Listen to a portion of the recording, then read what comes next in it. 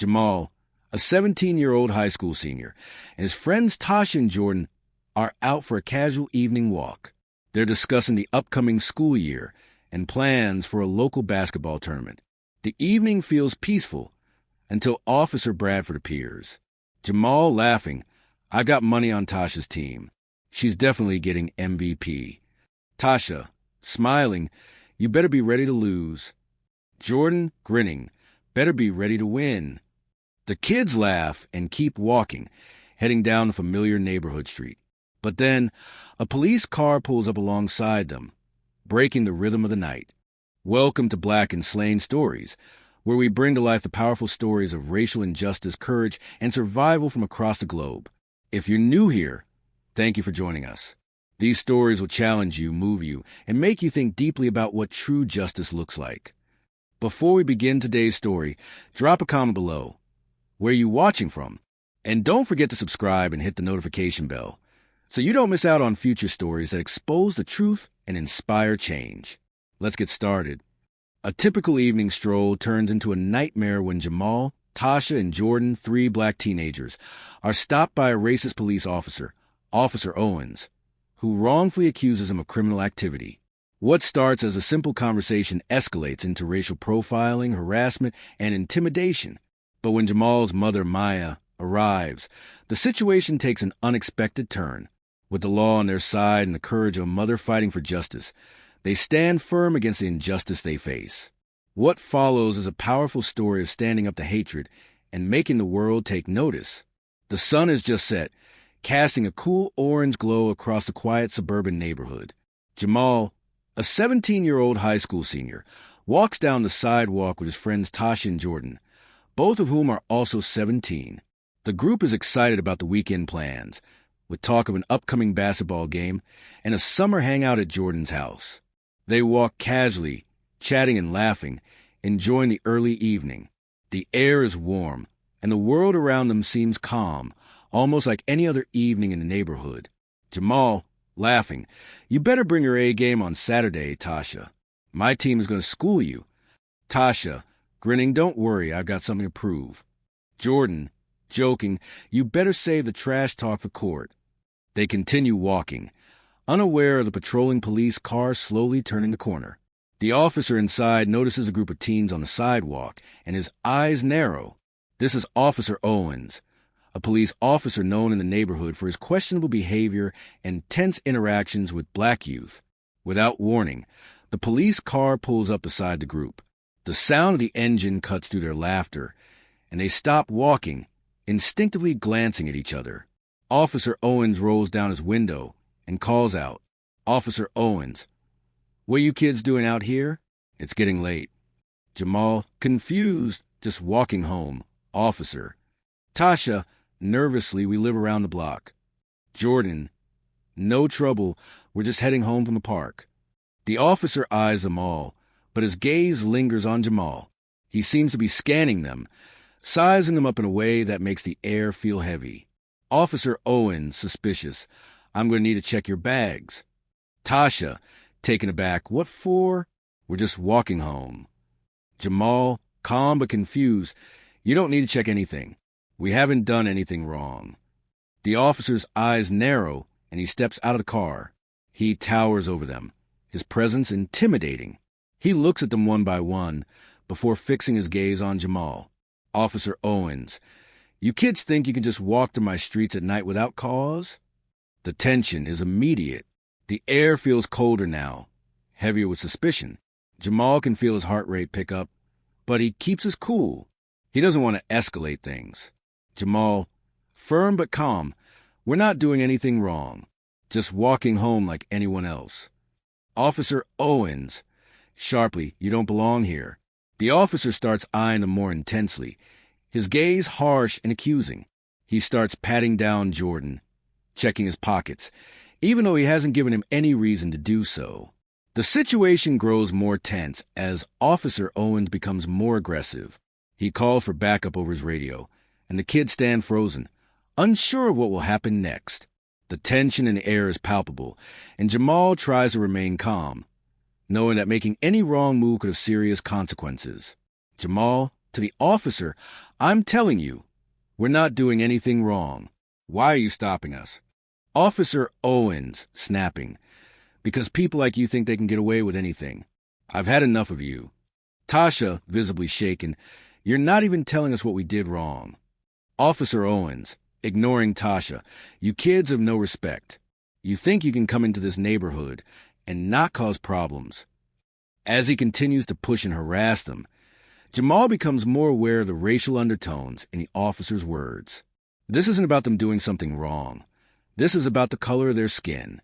The tension builds as the officer aggressively searches their bags and makes snide remarks under his breath.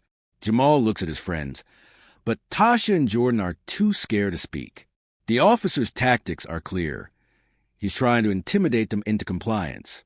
Just as the situation is about to escalate, Jamal's mother, Maya, pulls up in her car.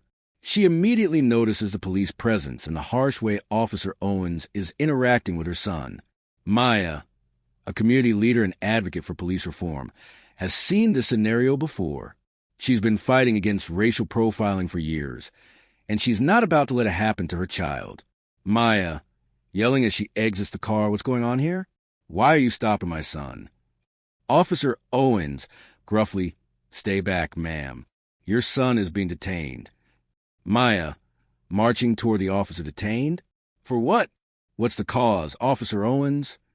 Officer Owens, sneering, "This is none of your business.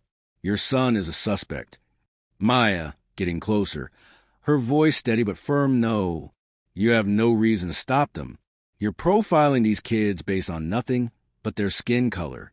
I know my rights, and I will make sure you don't get away with this." Jamal, relieved, but shaking, "Mom, we didn't do anything." Maya, gently, "I know, baby. I know." Officer Owens, scoffing, "You think you can talk to me like that? You think you can just walk up to me and challenge my authority?" Maya, calmly, "I don't think, officer, I know. And you need to let these kids go." Maya stands between her son and the officer, holding up her phone, ready to record. She knows that the moment she starts filming, the power dynamics will shift. She has seen how the system operates and how vital documentation is when dealing with law enforcement misconduct. Maya, calmly but firmly, to the officer, "You are harassing these children for no reason. I will be filing a formal complaint, and I'll make sure this doesn't happen again. Now, you're going to let them go, or you'll regret it." Officer Owens, snarling, "You don't scare me." But Maya doesn't flinch. She keeps her phone steady, capturing every moment of the interaction. The backup officers arrive, but instead of escalating, they hesitate. They see that Maya is not backing down. A few seconds pass, and then the tension breaks. Officer Owens steps back, unable to continue the unjust actions. The children are free to go. Maya, to the officer, voice steady, "You should have thought twice before you targeted these kids. I'll be taking this further. Don't ever forget this moment." The crowd of bystanders who had been watching from a distance starts murmuring, some pulling out their own phones. Maya's video begins to spread like wildfire. Later, Maya and Jamal sit at home, reflecting on the incident. Maya knows this isn't over. She begins making calls to her contacts in the community and legal teams. She knows that Officer Owens needs to be held accountable. The morning after the incident, Maya sits at her kitchen table, her phone glowing with messages. Jamal sits nearby, his face still troubled by the night before. Jamal, quietly, "Do you think they'll come for us, Mom?" "The cops." Maya, sighing, rubbing her forehead, "I don't know, baby, but we got to make sure what happened last night doesn't get swept under the rug." The phone rings again, and Maya picks it up quickly. "Maya, hello?" Aisha Daniels on the phone. "Maya, it's Aisha. I saw the video. You did the right thing by filming it." "Maya, I know, but it's not just about getting the video out there. We need to make sure Officer Owens gets held accountable. This isn't just some isolated incident." "Aisha, firm, you're right. I'm meeting with the community organizing group in an hour. We're planning a rally. Maya, we need to get the whole city involved. Your video's already going viral, but now we need action. Do you have the full details?" Maya, nodding, picking up papers from the table. I've got everything. I'm contacting the police department's internal affairs. We need to get an official investigation started. The video of the encounter spreads across social media platforms. Instagram, Twitter, TikTok. People are shocked. The hashtags #JusticeForJamal and #end racial profiling begin trending. News outlets begin to pick up the story. Local television stations air segments featuring Maya, Jamal, and the video. TV host. On screen last night, a disturbing video surfaced showing a police officer harassing a group of black teens in a suburban neighborhood. The officer, identified as Officer Owens, is under scrutiny after the video was filmed by a community member, Maya Hayes. We have yet to hear from the police department, but the call for justice is growing louder. Back at Maya's house, the phone won't stop ringing. Calls flood in from activists, journalists, and friends. Maya, to Jamal, looking at the screen, it's happening. The city's waking up. Jamal, nervously, what if they come after us? What if they try to make it look like we did something wrong? Maya, determined they'll try, but we're not backing down. We're doing this for you, for every black kid who's ever been unfairly targeted. We're not victims. We're survivors. Later that afternoon, Maya schedules a press conference. The media, sensing the potential for controversy, floods the area around her house. Reporters set up cameras, and a sea of microphones is thrust in front of her. She stands firm, her hand shaking slightly, but her voice is steady. Maya, addressing the media, thank you all for coming. My name is Maya Hayes, and I'm here to talk about what happened to my son Jamal and his friends last night. What you saw in the video is just the tip of the iceberg. What's happening in this country isn't just an isolated incident. It's systemic. And Officer Owens is a symptom of a larger problem. We are demanding accountability. The reporters shout questions. Some are sympathetic, while others challenge her. One reporter asks, why film the incident? Why escalate the situation instead of cooperating with the police? Maya, without hesitation, we filmed it because we live in a world where the truth is ignored unless it's on camera. I want to make it clear, my son and his friends did nothing wrong. A nearby news anchor in the crowd asks a pointed question. What do you want to see happen now? Maya, calm but firm, we want Officer Owens held accountable. We want an internal investigation into this incident. We want to see change in how police interact with black communities, because this won't stop until we make it stop. No one should be treated this way, ever. As Maya continues her campaign, rallies begin to form. Aisha Daniels, who has become a close ally, is organizing a march in the city center. Tasha, Jordan, and other local teens join in, and soon the protest grows into a citywide movement. People from all walks of life show up to support Jamal and his friends. The march is a mixture of quiet resistance and loud defiance, with signs held high. Black Lives Matter and police brutality, justice for Jamal. Jamal, walking beside his mom, his voice quiet, Mom, what if we lose? What if they just brush us off? Maya, softly, reassuring we won't lose. It's not about one officer. It's about sending a message. We won't be invisible anymore. You are seen. As the march reaches the steps of City Hall, Maya steps up to the podium. She raises her hand, and the crowd grows silent. Maya, to the crowd, this is for everyone who's ever felt their skin make them a target. This is for my son, my daughter, and every kid who should be able to walk home without fear. We are demanding change. We will not back down. The crowd erupts into cheers and applause. Back at the police station, Officer Owens is called into his supervisor's office. The Internal Affairs Division has launched an investigation, and the pressure on him is mounting. Internal Affairs Officer, we've had numerous complaints about your interactions with the public. You're on paid leave until we finish reviewing your case. Officer Owens, defensive, this isn't about me. This is about them. The kid's causing trouble. I'm just doing my job. Internal Affairs Officer, your job is to protect and serve, not target people based on race. Your actions have consequences. Officer Owens, angry, I'll be cleared. I always am. But the officer is wrong. The video has gone viral, and the community has rallied behind Jamal and his friends. Even some of the officer's own colleagues have started speaking out. As the situation grows more heated, Maya begins to receive threatening messages. She ignores them, focusing on the bigger picture, making sure Officer Owens is held accountable. Jamal becomes more anxious, worried about retaliation and the personal cost of standing up.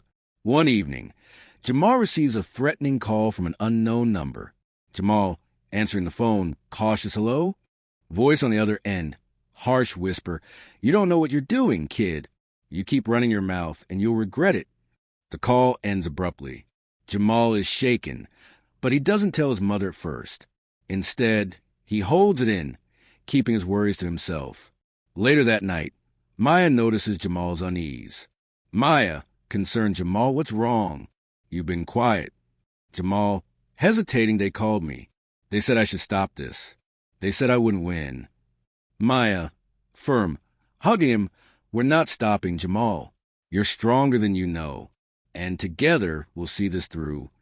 As Officer Owens faces growing scrutiny and the public demand for justice increases, Maya and Jamal receive an invitation to testify before the city council. The atmosphere in the room is tense. The officer's future hangs in the balance. Maya, to the council, "This is about accountability. We're here to remind you that black children are not criminal suspects because of their skin. You need to make this right. This isn't about revenge. It's about responsibility." The city council votes to initiate the official investigation, suspend Officer Owens, and implement new policies for racial profiling within the force. The day of the trial arrives. The courtroom is buzzing with activity reporters and advocates waiting for the first major public trial on racial profiling in the city in years. Maya and Jamal arrive early, making their way through the crowded hall. The tension is palpable. Jamal, quietly, "Mom, do you think they'll actually listen to us?" Maya, grabbing his hand, looking ahead, "They have to. We have to make them listen." They sit at the defense table, facing the prosecutor, a middle-aged white man, whose stern look contrasts sharply with Maya's calm confidence. The judge enters, and everyone rises. "Judge, sternly, court is now in session. You may proceed." Prosecutor, Mr. Harris, stands tall and addresses the court. He's well-groomed, composed, and speaks with a confidence that almost feels rehearsed. His opening statement paints Officer Owens as a dedicated officer who is simply performing his job. Prosecutor Harris, "Ladies and gentlemen of the jury, on the night in question, Officer Owens was simply doing his job. He observed a group of young black teens walking late at night, and based on his training and experience, he was within his rights to approach and question them. This was not about race. It was about safety." Jamal, whispering to Maya, "He's making it sound like we were the criminals." Maya, whispering back, "We'll make them see the truth." Maya stands tall and walks to the witness stand. The courtroom quiets down as she begins to testify. Judge, looking at Maya, "Ms. Hayes, please state your name for the record." Maya, calmly, "Maya Hayes." Prosecutor Harris, crossing the room, "Ms. Hayes, are you the mother of Jamal Hayes?" Maya, "Yes, I am." Prosecutor Harris, "And your son was one of the teens involved in the altercation with Officer Owens?" Maya, "There was no altercation. My son and his friends were simply walking home. Officer Owens had no right to stop them. This was a case of racial profiling, nothing more." The crowd in the courtroom murmurs. Jamal watches nervously from the side. Prosecutor Harris, smiling slyly, "Are you saying that Officer Owens stopped your son and his friends based solely on their appearance?" Maya, firm, "That's exactly what I'm saying. Jamal and his friends were harassed because of the color of their skin. Officer Owens didn't ask questions. He didn't investigate. He assumed they were guilty because they were black." The jury shifts uncomfortably in their seats. Maya's voice is steady, but there's a flicker of frustration. Jamal's eyes never leave her, proud of her resolve. Prosecutor Harris, "So you're saying that Officer Owens acted out of racial prejudice?" Maya, looking directly at the prosecutor, "Yes, and I believe he acted out of fear and bias, not the law." Prosecutor Harris, mockingly, "Fear? Mr. Owens feared for his life? Was he afraid of 3 teenagers? Maya, eyes narrowing. He was afraid of a narrative he'd been taught all his life, that black youth are dangerous. Aisha Daniels, a local civil rights attorney and Maya's close ally, is called to testify. She has been following this case closely and has been the one to bring in legal and community support. Aisha, addressing the jury, ladies and gentlemen, I am here today because this is not just about one officer. This is about a system that treats black kids as criminals before they're even given a chance.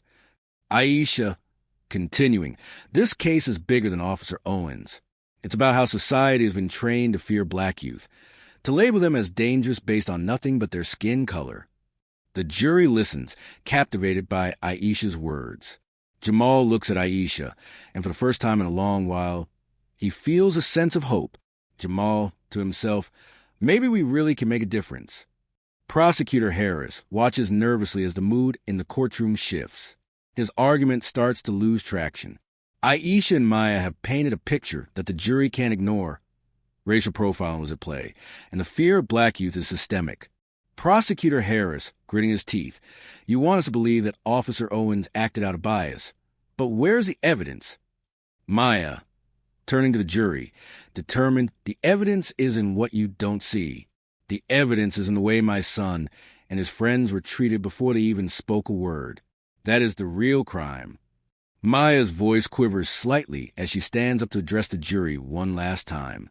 The tension is palpable. Maya, facing the jury, I am not here for vengeance. I'm here for accountability. Jamal and his friends didn't ask to be treated like criminals. They were harassed. They were treated as suspects because of their skin color. We are here to say that this stops now. No more black children will be forced to feel guilty because they walk down the street. Jamal, whispering to his mom, are we going to win? Maya, whispering back, we're already winning, son. We're already winning. The courtroom is tense as the jury deliberates. Jamal clutches Maya's hand, praying silently. After what feels like an eternity, the jury foreman stands. Jury foreman. We, the jury, find the defendant, Officer Owens, guilty of racial profiling and unlawful detention. The room erupts into applause. Maya hugs Jamal tightly, tears streaming down her face. The victory is sweet but bittersweet. This case is just one small step toward the larger battle for equality. Maya, to the jury, thank you. Thank you for seeing the truth. After the verdict, Maya and Jamal walk out of the courthouse, a sense of vindication in the air. But they know this fight is not over. This was just the beginning. Maya, to Jamal, we did it. Baby, this is your victory, too. Jamal, smiling softly, we did it together. They walk through the courthouse doors, knowing they've made history. The world will be a little different because of their courage. If you believe in justice, if you believe in accountability, and if you believe that all people deserve to be treated with dignity, then share this video, subscribe, and comment below. Let us know where you're watching from and what justice means to you. Together, we can continue to fight for what's right one story at a time. Maya lies in bed, staring at the ceiling. After Jamal's case has made it through the court, the verdict is out. The sound of her phone buzzing vibrates in the stillness of the night. The news coverage has begun. Jamal's face is on the front page of every major publication. His testimony, her own struggle, and the fight for justice are now public knowledge. Despite her exhaustion, Maya can't sleep. The weight of the responsibility is starting to hit her. Maya decides to take action. She has to make sure Officer Owens' punishment isn't just a slap on the wrist. She takes to social media, drafting a powerful open letter to the public, explaining that justice isn't over until the system itself changes. Her call to action is not just about accountability for Officer Owens, but also for systemic racism in police departments. Maya, writing on her laptop, this is not just about one officer. It's about a system built on stereotypes and biases. The fight for justice continues until we hold every officer accountable and create a system that is truly equal. Maya attends her first official press conference after the trial. The tension in the room is palpable. The reporters, who have been covering the case for weeks, eagerly ask questions. Some are hostile, others more sympathetic, but Maya stands resolute. Reporter 1, aggressively, "Isn't it dangerous to be stirring up this kind of tension in the community? You are making generalizations about police officers based on one incident." Maya, calmly, with emotion, "I'm not making generalizations. I'm speaking truth. There's an undeniable pattern of racial profiling in our community. This isn't about one bad apple. It's about a broken system. If we don't address the root of this issue, we will never move forward." Following the viral spread of Jamal's case, an unexpected movement begins to grow. People from all over the country, and even from other nations, begin to rally around the Hayes family. Online petitions for justice reach millions of signatures. Local activists begin organizing sit-ins and marches, demanding police reform and better oversight of racial profiling. Jamal, to Maya, overwhelmed. "Mom, look at this. These people are marching for us." Maya, gently, seeing the weight of their newfound responsibility. "We are the change we've been waiting for. Son, don't let this moment pass." We keep going. Maya, now a spokesperson for the movement, is invited to speak at rallies and public hearings. In her first speech at a local town hall, she addresses a mixed crowd. Some members of the community are in full support, while others, especially those with strong ties to law enforcement, are deeply opposed. Maya, to the crowd, "We are here because this country's youth, especially black youth, have been treated like criminals before they ever got the chance to prove their worth. They have been punished for simply existing. This is a national issue, and we will not stop fighting until every black child can walk the streets with their heads held high." Maya receives a threatening call from an anonymous number. The caller warns her to stop speaking out, telling her that she's causing too much trouble. Despite the threats, Maya doesn't back down. She's more determined than ever to see this movement through. Maya meets with the city council to push for new legislation that mandates anti-bias training for police officers. She testifies that this is about community healing and rebuilding trust between the police force and citizens. Council member, skeptical. "Do you really think these reforms will make a difference, Maya? We have a long history of trying to tackle racial profiling." Maya, with conviction. "I believe change is possible, but it starts with us having an honest conversation. If we don't start now, how much longer will we wait?" After the public outcry, Officer Owens is placed on paid leave while Internal Affairs investigates the incident. The news stations cover every detail of his suspension, but the question remains, will real change happen? In a closed-door meeting, Officer Owens' superior warns him that he might face permanent dismissal. Owen, however, refuses to take full accountability, continuing to justify his actions. Officer Owens, defensive, speaking to his superior, "I did what I had to do. These kids are a threat. They were out there at night, acting suspiciously. I didn't have any choice." Maya and her team begin to rally people across the city to attend a rally at City Hall. They're organizing a march that will highlight all racial profiling incidents, not just the one involving Jamal. The stakes are high, and tensions are boiling over as the date draws closer. People are anxious, but they're also empowered. Maya, while planning the march, "This is bigger than us. This is about every single kid who's ever been unfairly targeted. We can't back down now." A major setback comes when a close ally of Maya, an activist involved in the movement, suddenly backs out and disappears. They find out that the activists have been pressured by local police to retract support for the movement, leading to widespread fear. Maya, to Jamal, breaking down for a moment. "I can't protect everyone, Jamal. They're trying to shut us down. It's too dangerous." Jamal reassuring, "We're stronger than they think, Mom. We won't stop." In a turn of events, a high-profile attorney from outside the state offers to represent the Justice Coalition. Hannah Brooks, a civil rights attorney known for taking on high-profile police abuse cases, joins the team. Hannah Brooks, to Maya, "We've got a chance here, Maya, but it's going to take all of us. We'll bring the fight to their front door." The public hearing for the new anti-bias training law is set in City Hall. Maya, Jamal, and Hannah are joined by dozens of other speakers demanding reform. Maya, addressing the public, "This is about safety. Our kids need to feel safe when they step outside. They need to know that someone has their back. Jamal is lucky. Many kids don't have parents who can fight for them. Let's make sure all kids are protected. After a long day of testimony, the city council votes to pass anti-bias training laws. But Maya's victory is bittersweet. Council member to Maya, this is a step forward, but we can't stop here. We need to do more together. Maya is approached by national news outlets to speak about her family's victory. She's now a national voice for racial justice. The story of Jamal and the fight against police profiling goes mainstream. Maya on live TV. Justice isn't a one-time thing. It's a lifetime commitment. We keep fighting, and we make sure every child feels safe. After the historic National March for Justice, Maya and Jamal sit on a bench outside, watching the crowds disperse. The victory feels sweet, but they both know that this isn't the end of the journey. Maya takes a deep breath, feeling the weight of everything she's gone through. Maya, softly, this is what we fought for.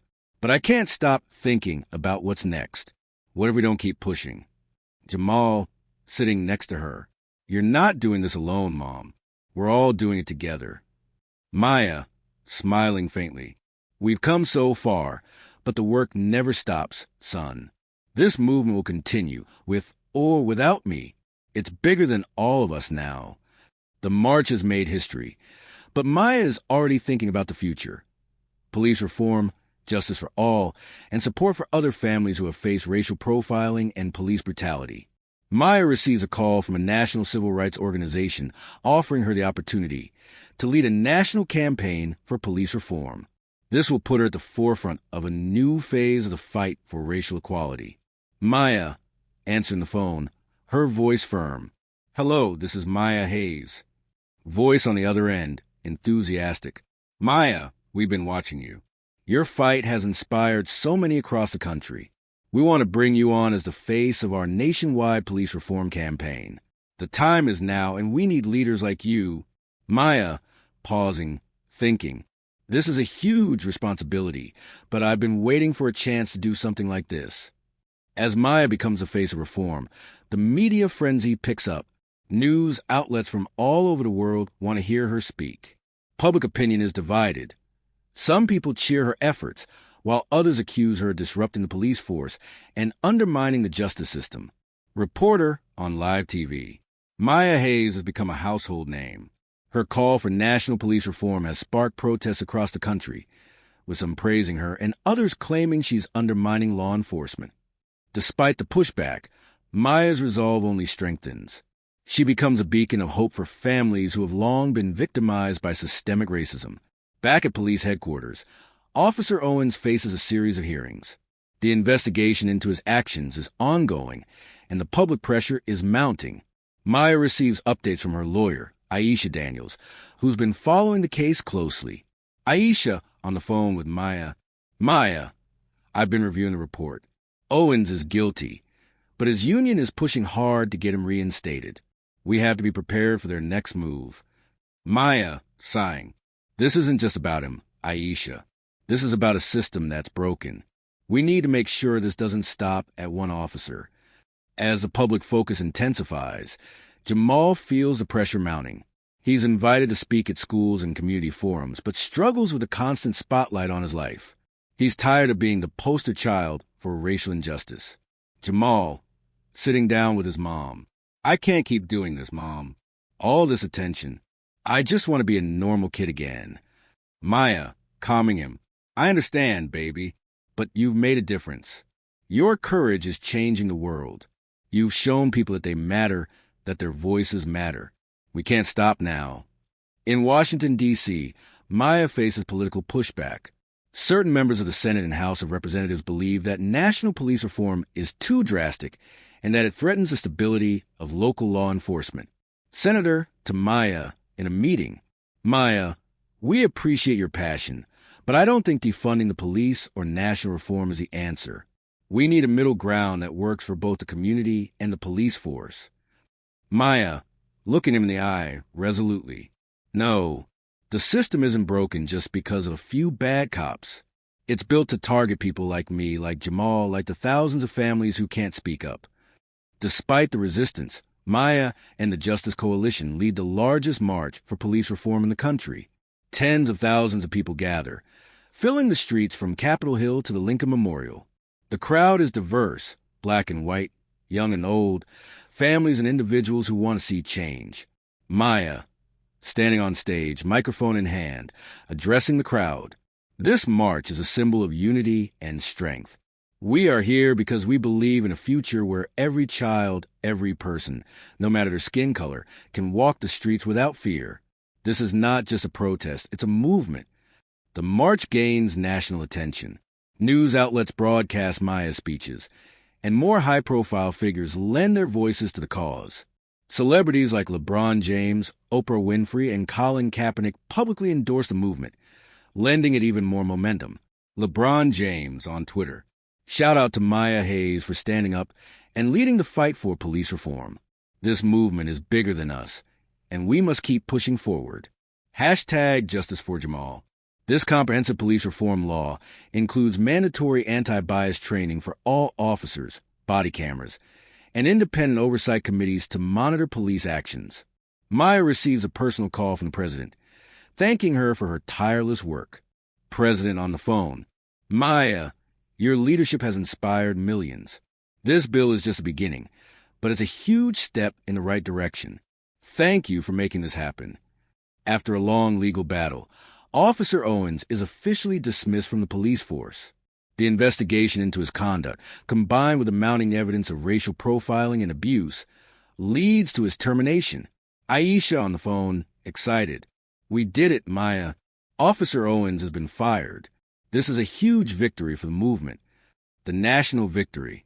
As news spreads about Officer Owens' dismissal, Maya and Jamal are invited to the White House to meet with the president and celebrate the victory. They are officially recognized for their role in changing the law and helping to create lasting change. President at the White House event. Maya, Jamal, thank you for everything you've done. Your bravery has helped us change the course of this nation's history.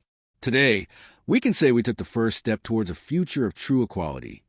Maya's final speech. Maya takes the stage at the White House for her final speech, acknowledging the long road ahead, but also recognizing that their fight has made a tangible impact.